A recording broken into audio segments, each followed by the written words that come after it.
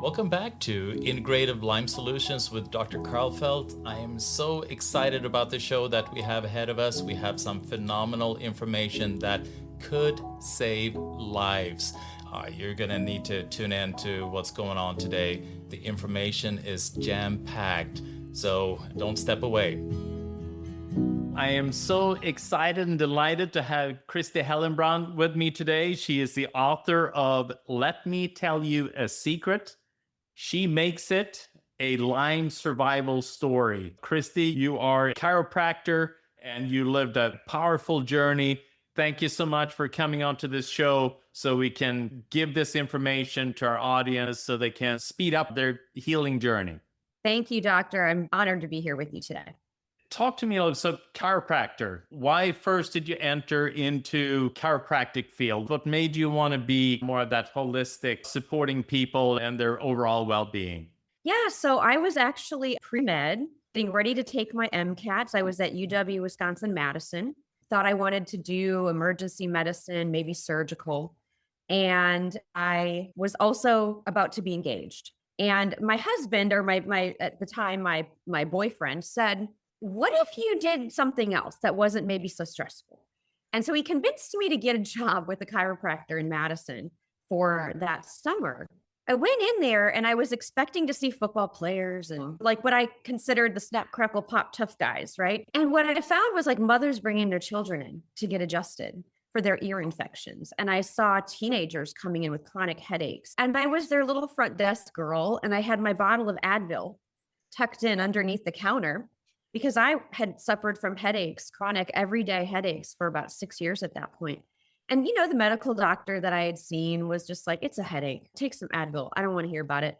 So that's what I had done. And the doctor that worked there said, you can't have that bottle sitting there. Why don't we adjust you? And I got adjusted that day and my headaches were gone.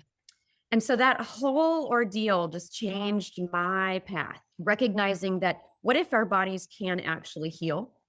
If given the right situation, the right tools, the right alignment, in my case, you know, what if it has this amazing ability to heal itself and we don't pay enough attention to that? And so that's what led me to chiropractic, and I've never looked back. I love it. I love it. And I'm actually back practicing now, having lost the practice with Lyme, having had to close the doors for a period of time. I'm now back in practice again. Well, that's the thing, is that the innate intelligence that exists within our body that essentially conspire for our well-being. And all we need is just to remove interferences. That's right. That's exactly right. Obviously, Lyme is a huge interference. Talk to me a little bit about that. So here you're a chiropractor and you are focusing on people's well-being. And then lo and behold, life is changing for you. I was thriving. I was working long days and doing okay with it. The first part of my book is actually that lead up. I realize now, looking back, that I was doing too much. The days were a little too long. I wasn't taking care of myself in the way I should have been. So there were some pieces and parts that were getting away from me. And I just kept plugging along because that's what you do. You grit and you do the work. And so that's where I found myself right before I got that tick bite that summer. And that was the summer of 2020. And what was really strange for me is over the years, I kind of specialize in taking care of tough patients. So the ones that have seen other chiropractors but didn't get well, I spend more time with people. I'm a little bit more diagnostic. And so I take care of the tough folks. And 95%, 98% of the time, we get there, we get them well. But there are those cases where they need something more. And so I had this functional medicine doctor in town that I would send everybody to. And I adored her because she thought outside the box. She was not afraid of taking hard cases. It didn't matter if these people were told, this is just the way you are now. She'd find a way around that. And so I found myself realizing I had to go to her. And that was a real eye-opening thing because my Lyme presented first with heart symptoms. I was passing out. I was having cold sweats. I was having dizzy spells, just no endurance. And I scheduled an appointment with the cardiologist, but in the meantime, booked an appointment with her, recognizing that I was now the patient, which had not been the case for many years. Most chiropractors, most folks that work in this field where we recognize how much the body can do for itself, we don't go for well visits. We're the people come to. So that was a strange and really hard realization that I was now going to be a patient. But I'll tell you, that doctor is the only one that figured out what was going on with me.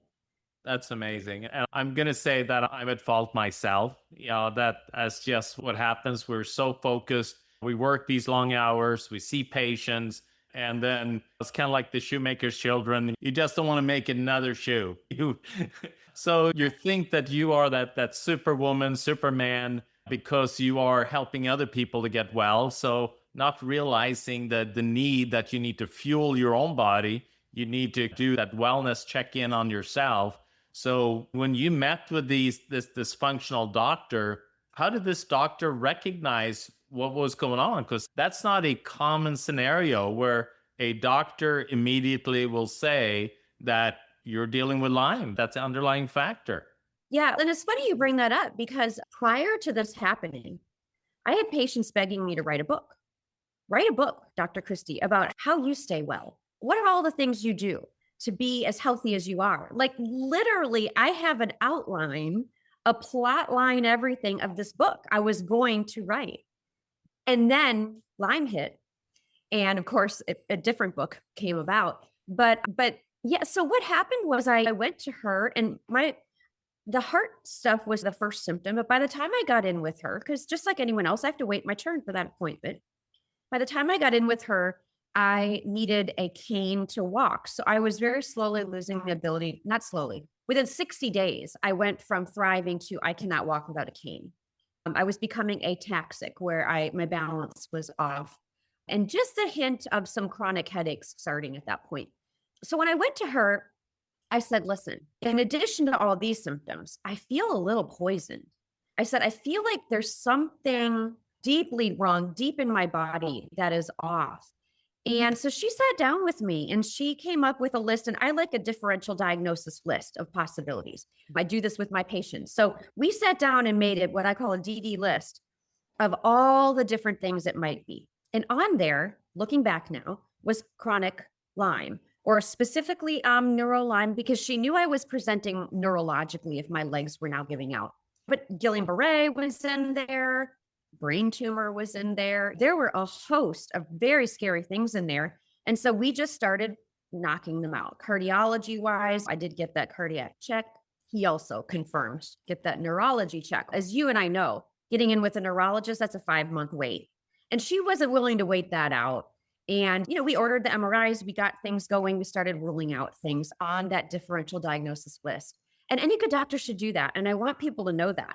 In addition to my book being my story, my book is very much information. There's 70 citations in it. And at the end of most chapters, not all, but most, there's look, guys, this is what you should expect from your doctor. This is what you should expect financially. This is what you should expect for testing and what to ask for. And here's the research that supports different treatments. And in addition to talking family dynamics, what to do if those are poor, at the end of these chapters is all this information. And it's because she presented that to me in that way when I needed it the most. So we did that and we just started ruling things out. And I did wind up at the ER during 2020, during COVID, because I woke up and at some point the numbness and my inability to use my body was now from my waist down. And so it became an emergency. I think I spent 5 days in the hospital in their seizure ward because they felt certain I had a tumor somewhere they just couldn't find. And that starts the ball rolling. And when I come out of there and they go, we don't know what's wrong with you, but you weren't in the Northeast, so you don't have Lyme. And you don't have a tumor that we can see. You might have MS, but you don't have the markers for that either on your brain scan. So here's a wheelchair and we'll touch in with you in a month. And she said, not acceptable. And so she focused on a clinical diagnosis. And this is really important for people to understand because medicine doesn't do these anymore. They require a lab to go after something. And I mean, even folks that have GI, there's a patient, as an example, I have a patient that over the summer came to me having spent 5 weeks in and out of CHOA with severe gastrointestinal upset, could not go to school, could not leave his bed. And until they discovered what it was that was causing that infection, they were not going to treat it. And I said, how about we treat it? How about we figure this out? Now, I can't prescribe medications in Georgia as a chiropractor, but I can sure prescribe herbals. And so we got this kid out of bed, feeling better within 10 days, was up and out and showing them again, the body can heal. It needs some pieces and parts, But medicine isn't going to do that anymore. They aren't willing to do a clinical diagnosis. And that's what that doctor did for me. It was a clinical diagnosis. She put me on doxycycline for 2 months. And within one of those months, I was walking again. And that's how we knew there's an infection. So did we know exactly which infection? No, I hadn't done all the labs yet at that point, but we knew there was an infection. There was a reason for my symptoms, and that was powerful. And that's the thing is that Lyme, yes, you can do the labs, you can do the testing, but at the end of the day, it is truly a clinical diagnosis. You look at the symptom picture, you look at the possibilities and making that clinical judgment, and that can then drive the therapy. So you don't have to wait, like the patient of yours, you don't have to wait for somebody to figure out, that yes, this lab is showing positive. No, only one band showed positive, so it can't be Lyme. No, if you show this, Right. the symptoms are there, then the likelihood is extremely strong. Exactly. Yeah. And the piece and part with that is that it got us started. It got us started in feeling confident in that diagnosis. I will say, after completing that 60 days, and then we did some Rocephin for the migraines, because now I had these migraines 8 out of 10 every day. Reminded me of my headache days times 10, right? I still don't know how people survive with headaches every day, but I did all of that and I felt better, but it all came back. And that's when she said, there's something missing. Let's get these labs, Kristi. And I was hesitant because it's all money, right? You're just blowing through money. She's out of pocket. But I finally said, I'm going to spend the $800 and get these labs done. And we found tick-borne encephalitis virus. It's a virus. It's not going to respond to the antibiotics. We then could do the homework and figure out how to treat that. At that point, I was starting with tremors. I talk about how I was in denial. So grief is a big theme in my book because you lose the life you knew. I was no longer able to see patients. I could not take care of my children. At that point, they were in high school. One of them was having severe depression because of my illness. I'm a horse rider. I had horses on a farm. I couldn't do any of those things. So I was losing my footing as to who I was and what I was put on this earth to do. So the grief, and that's such a huge issue, I know, for Lyme sufferers. Thank you. Yeah. And that brings me back to, so that first stage is denial. And I sat in its denial for about 4 or 5 months. And it was the morning I had my first tremor. So my head was trembling. And I said, enough. And that's when I got back in touch with my doctor. I said, I want to go after this. What are my choices? What have you got left for me? And she had given me 3 choices. I researched them all and I landed on the Horowitz protocol. Because there was research. He had just released his first, I find this so serendipitous, really. He had just put out his 2020 study on dapsone, on double dose dapsone. And I read it, and there was a 95% success rate for those with the rash. I didn't have the rash. So if I'd read that a little closer, I might have been less hesitant, but I went with it. And I did a 60-day protocol with him, not with him, but with my doctor using his protocol. And within 5 weeks of into that treatment, the migraines were gone. And that led me to remission. It wasn't over and done overnight. There are these bumps. Healing is not linear. It's like being on a wooden roller coaster. You think you're there, it's over, it's done, and boom, another drop, right? And it was very messy. But I hit a time when denial was no longer an option. And I got very angry, which is, of course, another stage in grief. And then I got very sad because treatment is really hard. And that treatment especially was really hard. For a girl who doesn't like to take vitamins even and swallow vitamins, that treatment was really hard, but it got me where I am today. Obviously, like you're saying, it's a bumpy road, it's a bumpy journey. And a lot of times when you're dealing with Lyme, it is hard to know, am I on the right track? Am I doing the right thing? Do I need to pivot? All of those questions, especially when you take something, you feel worse. Tell me a little bit how you were able to navigate all of that, because that's such a difficult thing for Lyme patients. Yeah, I think hearing and learning. So I'm a learner, when you look up sort of your type people, I'm a learner and I'm constantly looking for more information. And so as I'm doing this protocol, I'm reading everything I can online, hence why there's so much information in my book. But when I saw that a Herxheimer reaction means the meds are working, then I said, okay, and that's that. I'm going to Herx. I'm going to do everything I can to not, and I'm going to try to soften it. And I went for IV glutathione. And one thing about this protocol that Dr. Horowitz put together, though there are a lot of things you're swallowing, 80% of them are good for you things to offset the symptomology of the 4 drugs you are taking. So only 4 of these things is actually the big, bad, ugly stuff, which to me felt like chemo, right? The rest of them are to support your system. And so he is excellent at making sure that if you are going to have oxygen issues, here's what we're going to do with the methylene blue. If you are going to Herx, here's what we're going to do with the glutathione. And then my doctor, of course, was also on it and making sure that she was touching in with me and labs and everything else. So for me, that power in knowing, okay, so yes, I feel worse, but I'm supposed to. It means it's working. Did I cry and sob and beg to quit halfway through? I did. I'm going to talk about that in my book. I changed my mind. Just like when I was going to go an all natural birth and I woke up and said to my husband, I need drugs. And he goes, no, baby, remember, we're not going to do that. This was the same. I said, don't let me quit, Brandon. I'm going to do this treatment. It's 60 days. Don't let me quit. And then 5 weeks in, I'm begging him to let me quit. But he and my doctor said, absolutely not. No way. You know, I was very fortunate. I had very supportive people. I had the doctor that I could call and message, and she'd get back with me quickly. I had the husband that said, I got you. We're going to do this. So I was very fortunate, and everyone is. And I talk about even resources in case of that. But knowledge is power. And I read every memoir I could find until I couldn't read anymore because my eyes were a major symptom. So then I would listen to podcasts, and then I would listen to books on tape, and then I would watch Netflix. And then when I couldn't do those things anymore, I prayed.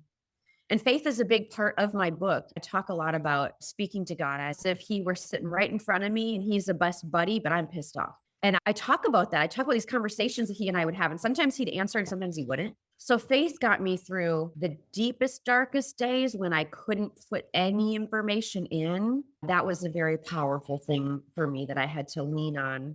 That was helpful as well. Talk to me a little bit about those days, because I know there's so many people that have them. And can you tell me a little bit about where you're at, what's going on in your head? You're saying faith brought you through it. How did that happen? Just so people that are in that day, what did that look like for you? So interestingly, I wrote this book from a weeping wound. Like I didn't write this after I'd recovered. I started writing this when I still did not know if I would recover. And I talk about that. I go, I sure hope it's a success story, but here we go. Here's the nitty gritty, ugly details of just how dark it gets. I remember like week 4 during the protocol. So symptoms get worse before they get better. I was essentially bedbound. I was pretty much bedbound before, but I was bedbound and feeling miserable now at this point. And I remember seeing myself like almost floating above my body. This is how disassociated I became with my body, is I could see myself and look down and go, wow, that's really bad. I remember recognizing that's a problem if I'm separating myself from my body. I wondered if in aging and other chronic illnesses, people feel that disassociation, that your soul is no longer actually safe or feeling safe in that shell of this human body I was in. And that was really scary for me. I would roll into anything in order to bring myself back. I wrote letters to my kids a couple times where I would just tell them all the little things I wanted them to know in case things went sideways. So I'm Catholic, and I had done, when my children were young and screaming in the backseat of the car, I would say the Hail Mary in the car over and over again until I couldn't hear them anymore. With this illness, because the minutes are ticking by, they're so long. And so I would find that the only way that I could sleep is if I did a rosary. A rosary would put me to sleep. I don't know, that's probably a sin in itself that I couldn't stay awake for it, but it would put me to sleep into just a little bit of a 20-minute slumber where 20 minutes I didn't have to feel. Now, I will also tell you the last 2 weeks of my treatment, I was starting to feel better. I could walk a little bit, but then the symptoms, have you heard of retracing? Okay, so what happened is as my headaches are getting better, some other symptoms like the poisoned feeling that I had come back. And that really freaks you out when all of a sudden you're in treatment and you've got symptoms you hadn't felt in a long time and now they're back. You start thinking, now it's worse. It wasn't, it was retracing. It was my body literally healing in reverse chronological order. But in those moments, it's very depressing and scary because you're not sure of what's happening. And so I, again, reminded myself, this is retracing. Retracing, by the way, means you are addressing the underlying reasons of the illness. And I've told people about retracing for years with chiropractic, because they'll come in for a knee thing and all of a sudden their foot is talking to them and their foot hasn't hurt them in 10 years. I'm like, it's because your foot's finally healing. So I had to explain that to them. And this time I had to explain it to me. And doctors are sometimes the worst patients. We forget all these things we tell our patients. We forget to actually apply them to ourselves. So I was having to do that. And doing that, reminding myself I'm the patient, got me through those days. But boy, those last 2 weeks, I don't remember them. I don't remember them. And I think it's much, I probably don't fully remember the worst days with my kids. The days they really were hard teenagers or hard toddlers or the baby crying all night long. Your body has this brilliant way of tucking those memories away, and you only remember the better moments. And it protected me. I think it's a protective mechanism our nervous system does. So there are things I don't remember. We had family visit, friends visit during that treatment time. I don't remember them being here. And that's just, I think, again, part of protecting. My body was protecting itself. There's no easy way to get through. I found I couldn't go to church. The music's too loud and I can barely walk. And so I would sit out by my pond and just watch the horses and the sheep and stuff. And I'd sit out there and I couldn't drink coffee anymore. I had to drink like warm water with lemon because it's the only thing my stomach could tolerate. But I'd sit out there and have these whole conversations with God. And sometimes I was very angry. And sometimes I was very just worn out and tired and more listening for him to talk to me. And sometimes he didn't, sometimes he didn't. But that's how I got through those days. It's the grieving cycle is a hard thing. And you can't find acceptance when you're still in the thick of it. I don't believe that God only gives you as much as you can handle. Like there's these things that when you're there, the last thing you want to hear are those things. Are the, oh no, this is going to be okay.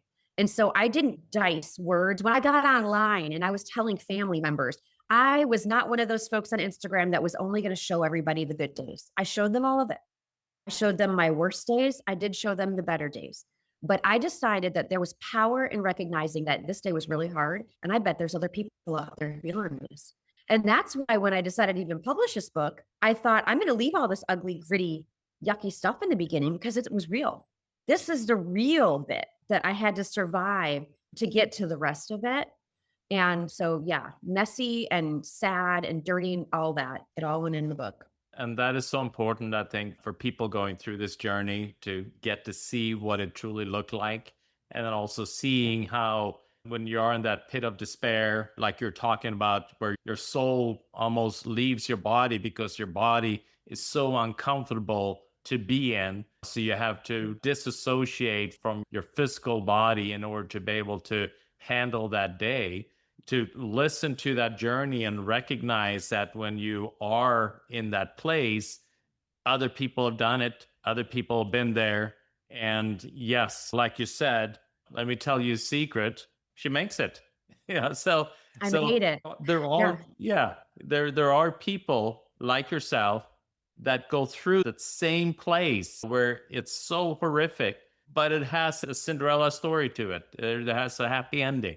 And it's funny that you say that because somebody asked me, so I've had this blessing of getting to put out the book and going to the iLads conference and meeting all these people and doing these podcasts. And somebody asked, and I help, by the way, I get 5 calls a week from folks in my community. There's hundreds of us with Lyme. I'm now helping them. Some of them I'm adjusting in my clinic if their pain might be biomechanical, I can help them. Some of them are just helping navigate this Lyme world, right? And helping them find the right doctors and talking about testing and such.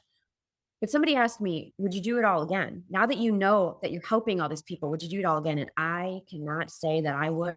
That's how deep, dark, and horrible this is. It is not a journey that anyone would choose. I know there are other Lyme survivors that are thriving now again that say like that they're thankful for the experience. I'm not. I still argue. With God.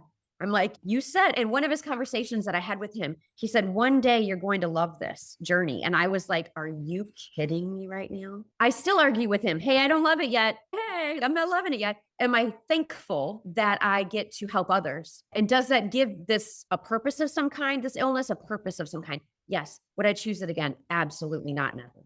No. Ultimately, yes, I saved my life. And now I want to help others do it. And so I want to empower them. My book is about putting one foot in front of the other when you don't know the outcome. And that's a hard thing to swallow. Some folks don't do it. Sometimes God does give them more than somebody can handle, and they choose otherwise. And I have a much better understanding of suffering. So as a doctor, I thought I understood suffering. I thought I had at least some idea of suffering. And now I really know suffering, and I know all the facets of it, and both the physical, but the emotional suffering that goes with these conditions and the symptoms that come with it. But you have to put one foot in front of the other. And at the time, it was for my children that I was doing it. Now I'm doing it for the other suffering folks I know that need help, that need assistance, that need to know they're not alone, that aren't looking for the pretty Instagram, Facebook posts about how everything is fantastic now, but are willing and wanting to hear the realness of this illness. I recognize that because I did not catch this infection right away, I will carry it with me. I don't know about the virus. Maybe that tick-borne encephalitis virus is gone forever. I don't know. But I know Lyme burrows in, hides out in my joints, in my brain, in these little crevices, and waits for me to not be smart, waits for my immune system to be hurt by some other thing or another emotional trauma come in. I know that it's there. I've actually talked to a lab out in California. When I pass, hopefully at 90, okay, they're going to check and see, did she still have Lyme? Okay, but I know it's there, and I know I need to be smart about it. So putting one foot in front of the other every day, making as good a choices as I can. And I am not always good, but I still do those cold plunges, and I still take the vitamins, and I still, hope that I can do the rest of this life I can have little flares without a relapse. That's what I'm hoping for now. That's where I'm at now. I no longer have relapses, knock on wood. Okay. But I know one thing I've learned is you never can tell. And so always be smart. And so just a journey I would wish on no one, not my biggest enemy, no one. And meanwhile, there's millions of us. Essentially, like you're saying, Lyme is chronic once it's there. And you can't just say, I just want to get back to my normal life the way it was before. You really can't. You really have to continually be vigilant about your health, about your sleep, about what you're eating, how you're thinking, your relationship with the creator. You got to be vigilant about all those things, because otherwise, lo and behold, these little Lyme bugs, they're going to take advantage. Yeah. Yeah. And I didn't leave the farm. I was bit here on my farm. I pulled ticks off my horses. I got 2 new bites last year, doing the things I know to do. I put DEET on my shoes because that prevents 80% of tick bites, not on my skin, but on my shoes. I do. And I use the natural stuff, the cedar wood on my skin and stuff. I do all of those things. I cover up when I cut the lawn, but I got 2 new tick bites last year. Now I know what to do when it happens, but I still don't know. I still don't know how that will shake out. One of them, I do send a tick out and have it tested, and one of them actually carried nothing. And that was so freeing for me to remember that not every tick on this farm carries these horrible things, right? They say about 20% carried the big, bad, ugly stuff. But I didn't run away. We toyed with it. I said to my husband, or he actually wanted to leave. He wanted to sell the property and go. And maybe we don't need horses. And maybe we don't. And I was like, but literally, you're telling me that the things I love the most, I have to give up. And that doesn't make living worthwhile anymore. So we just do things differently. I use those homeopathic nosodes just to boost my immune system in case I get a new tick bite. And then I have the solutions, the herbals that I use if I get a new tick bite. And I know exactly how to do all that, right? So no, you can't stop living. You can't be in fear and run from it. I also reminded him there are ticks everywhere now. Oh, we move here to this other place where it's dry. They've got like Rocky Mountain spotted fever out there, and they've got alpha-gal crazy out there. So you just can't escape these things. And so we chose to stay together. We decided to stay, recognizing that we just have to be really smart. Yeah, we touched a little bit about in regards to it being chronic, and that's the biggest thing. Like we talked, is it coming back again? Is how do you process the fear? I mean, how do you position yourself emotionally in regards to, can this happen to me again? Just like we watch our diet and try to do an anti-inflammatory diet, I tell my patients this, your diet is not just your food. Your diet is what you consume. So the news you watch, the shows you watch, the music you listen to, all of that is your diet. I don't function on a diet of fear. So even with COVID and all of those things, though I did not want to go to the hospital when I went because that was 2020 and people were dying, I did not function from a place of fear. And I still don't. I believe that we manifest what we worry about. And that's not to say I'm without worry. Don't misunderstand me. My husband would laugh because he's, girl, you're a worrier. I am. I'm also a fixer. So when something happens, like a new tick bite, I'm a fixer. I'm like on it. I know exactly what I'm going to do. And I tell myself these things are going to work. Will they always? I don't know. But I'm going to say, I sure hope so. And I'm going to plan on it. And then if it goes sideways. But yeah, the fear right now, especially in the world, we are like privy to all the worst things happening. And we see them all on our phone every day.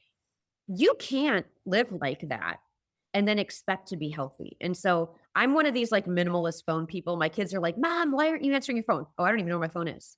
I stay away from a lot of the negativity. I keep just enough information to know what's going on in the world. And then the rest of it, I look around. They always say, if you just stop and look at your neighbor, look at your pets, look at your kids, that's the real state of the world, right? The real state of the world is not all this news junk coming into us. And so I don't function from fear. And I think one of the things I would say I did function from fear, and DNRS was one of the things after I did the protocol. I realized that emotionally I needed to address some things, some triggers, some trauma that would make me very reactive emotionally. And DNRS with that Annie Hopper program, I still use that. So that was back in 21 that I bought her program. I did it faithfully for 6 months. To this day, when something triggers me, where unusually angry, unusually stressed, I immediately go into that DNRS program. Stop. Your brain is stuck in a rut. And it works. And it works. Again, I still have emotions. I still feel these things, but I also can tell now what is a healthy reaction and what isn't. And I have a tool like DNRS to address it. I have an EMDR guy if it gets real bad, but I think that is important. And that's one of the things I want people to, sufferers like myself, whether you've come through already and you're in remission or whether you are still in the depths of it, there are these tools that you can have in your back pocket. You don't have to, the EMDR is great, but you got to sit with somebody and it costs a lot of money. And when you leave there, it's over. DNRS is in your back pocket. You whip it out wherever you are, whenever you need it. So I'm a big believer in making sure that patients and these Lyme folks I meet have these tools, know what they can do for themselves to find wellness, to get well, and then to keep well and stay well. So that's a big one for me. Lyme is not just about the physical healing, like you're saying. It's about the emotional, the traumas, and where your nervous system is at, and the dysregulation that takes place. And all of that is just crucial in order to be able to optimize your immune system's ability to deal with these different bugs. So one thing I'm really curious about, because you're talking about your child being depressed with you going through what you're going through, how did they heal? Oh, it's interesting you asked that question. He spiraled, actually. So while I was in the thick of it, you look away a little bit and you're dealing with your own stuff. And then I had the school call me and said, hey, his friends came to us. He's got some real serious depression issues. And then you're jerked right back into mom. Hey, you're a mom. What about this guy? And so in the course of my treatments and overlapping all of that was getting him back on track.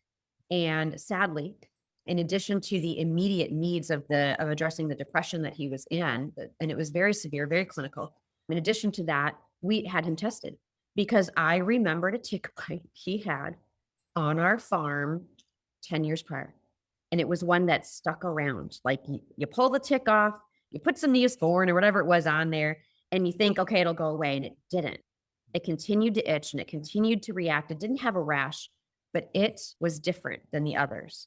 And I said, Blake, we need to test you. And he tested positive for Lyme and Babesia. And of course, you and I both know Babesia is a stinker for neuropsychiatric symptoms. And we realized that the stress of COVID, the stress of being at home and online and not seeing friends, and the oxygen, you're wearing these masks. And so you're not even getting the oxygen your body needs. His blood was real thick at that time, we discovered. So thankfully, I got a waiver for him to not have this COVID vaccine and such because his blood was so thick. There were just a host of things going on. And he received treatment, different treatment. So thankfully, he only had these 2 infections, and they were fairly simple, we'll say, in the sense that there weren't 18 things to address. And so we elected to do SOT with him. So again, like, there isn't one treatment for everybody. You look at the clinical presentation, you look at the labs, you look at the pros and cons, and he was in school. He was, at that point, he was getting ready to go to college and stuff. And you're not going to be in college and be taking 80 pills a day. So SOT was perfect. It allowed him to continue to get well, but also take a couple classes online. And so we're getting him there. We're getting him there. His is taking longer because we threw the kitchen sink at me. It was either put the fire out or not put the fire out. I knew I was on a terrible road of maybe ALS symptoms or something were going to be coming for me. So we put that fire out in my brain, and then I was left with this smoky debris that had to be cleaned out. And that took about 1.5 years of getting all that out, putting the healing things in, rehealing my brain barrier with supplementation and all of that. With him, the treatment is taking longer, and there's a viral component too. So he has an Epstein-Barr virus that complicates things. So we're having to address that as well. But we're going after it slow and steady. And he's going to graduate in about 6 months from college. So it was the right thing for him, but we're not through it yet. We're actually not through it yet. He still has flares as well. I found in my research when I was not well that 80% of Lyme folks report a very big emotional upset right before the worst of the symptoms. And that's one of those things I put in my book and cited because I was blown away by that. I'm like, wait a minute. And I knew what my emotional upset was. I share that, what that was. And now I know what his was. So between the COVID and not being at school, and now his mom's sick. All of that compounded, and it made his body's ability to fight the BCF, fight Lyme, fight Epstein-Barr, null and void, and he could no longer. And so the symptomology came up. Yeah. Sadly, we're still on that journey with him, but we're getting there. We're getting there. And he knows that he feels the difference when it's working, and he can tell when he's not. His hardest thing is the diet bit, just a low inflammatory diet. And he's 22. He wants to eat like every other 22-year-old, but he pays the price when he does. So that's just a hard learning thing that he's having to go through now. Yeah. And being college where you have the options aren't that great usually in college, and to be able to navigate that, and you don't want to be the weird person that's eating something weird. You want to be included in these social groups. And so, yeah, food becomes a huge issue. Sorry, so as I became well and started seeing patients and helping people in the community, it is so sad to me how many young children are coming in with these illnesses and how many of them cannot be in school any longer. So Blake is actually not at campus. He's at home doing an online program for that reason. We had to work with him. We had to treat him. We still monitor and do labs, and he still sees the same doctor I saw him. So being away wasn't even an option for him. And these young kids, a lot of teenagers still in high school that cannot function. It's very eye-opening to me. And parents there's so much gaslighting. Oh, it's just mental illness. Here's your Prozac. They're not asking why these kids aren't thriving. And I remember still being 18, 22 years old. That's the best time in your life. You should feel vibrant. You should be doing all the things. And these kids are feeling like they're 65, 85, and they're 15. And so it's very eye-opening. It's an incredibly sad thing for me to see. I haven't lived that outside of watching my own son do it, but I can't imagine. Very sad, very sad.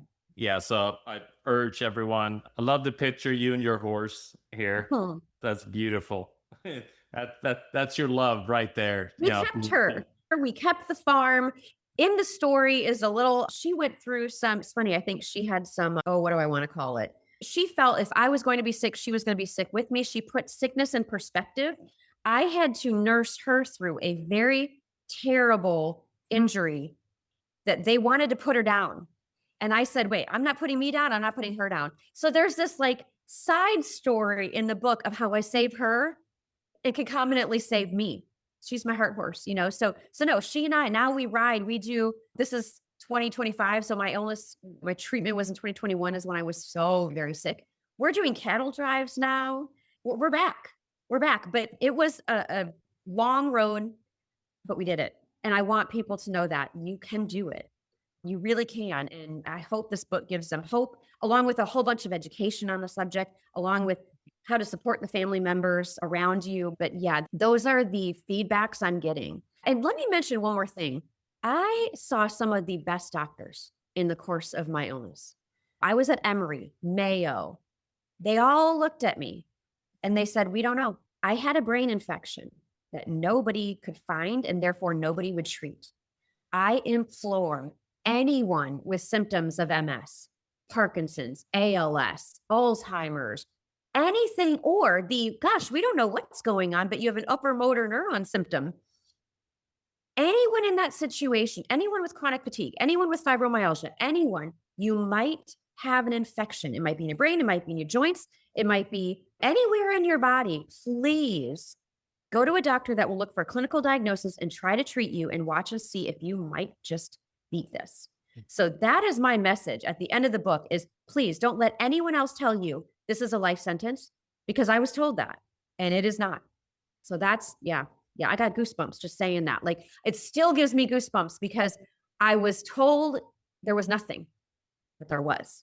I love that. Yeah. And that's the thing. Like you're saying, they do all these tests. Here you are in a wheelchair and they do all these tests. Your lab come up normal. Your imaging looks normal. Essentially, all they have left after that is you got to be depressed. So then you're not being able to move. And I know that's where the doctors go because they don't have a solution. They don't have something to point at. So let's give you a mind-numbing drug so you don't know that you're ill. Yeah, so they gave me the antidepressant and then they wanted to give me the migraine medication for the headaches. They wanted to give me this medication for the nerve pain and they wanted to give me, and none of it was looking for the underlying reason why. And that's what I implore people to ask for and look for and not give up until you find the underlying reason why. And there are some fantastic doctors out there, both in your communities that are trying to do this, but then there's the researchers like Monica Embers, and there's some fantastic stuff that shows that there's infections, whether it's parasitic, bacterial, viral, and they contribute to these and cancer. So I know you do a podcast on cancer. There's incredible research that there's actually causes for this stuff. You got to dive deep though. You've got to get fearless and you've got to be willing to look outside this box that medicine has put these things into. Just giving it a name isn't enough. Your irritable bowel syndrome, all that says is that your bowel is irritated. But why? Do you have a parasite in there? Do you have a bacteria? Maybe they can't figure out which one. Well, treat for some of the most common ones. Just watch and see. Medicine is going to change. I do believe that. I do believe that we're on this like cusp of actually getting to real health, real wellness, and just believe in it. Believe every day that there's answers. Yeah, I love that. Kristi, thank you so much. And again, for all the listeners, the book, Let Me Tell You a Secret, She Makes It, a Lyme Survival Story by Kristi Hellenbrand. Phenomenal book, practical, relatable. And thank you so much for taking the time and effort to document your journey so that people can benefit. Thank you so much. Thank you. The information in this podcast is for educational purposes only and is not designed to diagnose or treat any disease. I hope this podcast impacted you as it did me. Please subscribe so that you can be notified when new episodes are released. There are some excellent shows coming up that you do not want to miss. If you're enjoying these podcasts, please take a moment to write a review and please don't keep this information to yourself. Share them with your family and friends. You never know what piece of information that will transform their lives. For past episodes and powerful information on how to conquer Lyme, go to integrativelimesolutions.com and an additional powerful resource, limestream.com. For Lyme support and group discussions, join Lyme Conquerors Mentoring Lyme Warriors on Facebook. If you'd like to know more about the cutting-edge integrative Lyme therapies my center offers, please visit thekarlfeldcenter.com. Thank you for spending this time with us, and I hope to see you at our next episode of Integrative Lyme Solutions with Dr. Karlfeldt.